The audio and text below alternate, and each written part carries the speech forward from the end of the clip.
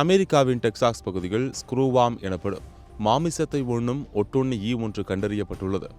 அமெரிக்க மாகாணத்தில் 60 ஆண்டுகளுக்கு பிறகு ஸ்க்ரூவார்ம் எனப்படும் சதைத்திண்ணி ஒட்டுண்ணி மீண்டும் கண்டறியப்பட்டுள்ளது. இதனால் அமெரிக்க சுகாதாரத்துறை அதிகாரிகள் எச்சரிக்கை விடுத்து அச்சத்தில் உறைந்துள்ளனர்.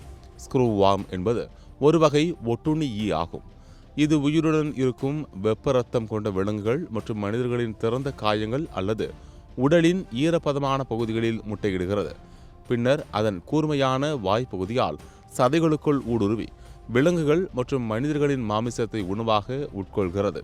அமெரிக்காவின் வெப்பமண்டல பகுதிகளில் பூர்வீகமாக காணப்படும் ஸ்க்ரூவார்ம் புழுக்கள் பொதுவாக வெப்பமான காலநிலைகளில் மட்டுமே காணப்படுகிறது. ஆனால் காலநிலை மாற்றம் காரணமாக இவை தற்போது வடக்கு பகுதிகளுக்கு நகரக்கூடும் என்று அஞ்சப்படுகிறது.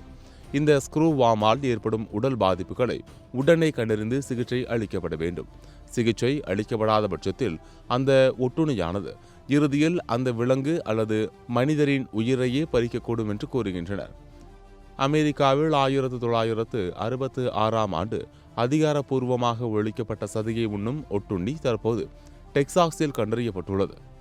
இதை கட்டுப்படுத்துவதற்கான திட்டத்தை அமெரிக்க விவசாய மற்றும் சுகாதாரத்துறை அதிகாரிகள் வெளியிட்டுள்ளனர். சதையை உண்ணும் ஒட்டுண்ணி பரவாமல் தடுப்பதற்காக கால்நடைகளின் உடலில் உள்ள காயங்களை மூடி வைப்பதில் விவசாயிகள் மிகுந்த கவனத்துடன் இருக்க வேண்டும் என்றும், மக்கள் தங்களையும் தங்கள் செல்ல பிராணிகளையும் பரிசோதித்துக் கொள்ள வேண்டும் என்றும், ஏதேனும் பாதிப்பு கண்டறியப்பட்டால் உடனடியாக அதிகாரிகளுக்கு தெரிவிக்க வேண்டும் என்றும் அறிவுறுத்தப்பட்டுள்ளது. ஸ்க்ரூவார்ம் ஒட்டுண்ணி பரவுவதை தடுப்பதற்காக மரபணு மாற்றம் செய்யப்பட்ட பல கோடி மலட்டுத்தன்மை கொண்ட ஈக்களை வெளியிட திட்டமிடப்பட்டுள்ளது. பெண் ஸ்க்ரூவார்ம் ஈக்கள் தங்கள் வாழ்நாளில் ஒருமுறை மட்டுமே இணை சேர்வதால் மலட்டுத்தன்மை கொண்ட ஆண் ஈக்களுடன் இணை சேர்ந்தால் அவை இடும் முட்டைகள் கருவுறாது. அவற்றிலிருந்து புழுக்கள் வெளிவராது. மலட்டு பூச்சி நுட்பம் என்று அழைக்கப்படும் இந்த முறை பல ஈக்கள் மற்றும் கொசுக்கள் உள்ளிட்ட பல்வேறு பூச்சி இனங்களின் எண்ணிக்கையை கட்டுப்படுத்த பல ஆண்டுகளாக பயன்படுத்தப்பட்டு வருகிறது. ஆனால் மலட்டுத்தன்மை கொண்ட ஈக்கள் தற்போது இல்லாததால் நிபுணர்கள் எச்சரிக்கை விடுத்துள்ளனர்.